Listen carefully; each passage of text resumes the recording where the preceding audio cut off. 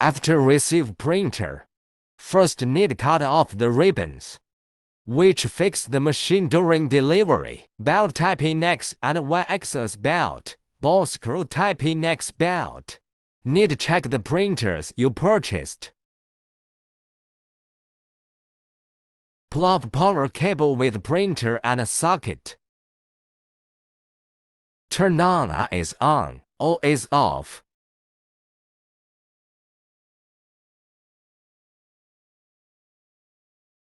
And plug USB cable with mainboard and computer through the set hole. Then plug into the port on mainboard. Last switch the emergency rotary knob to right side.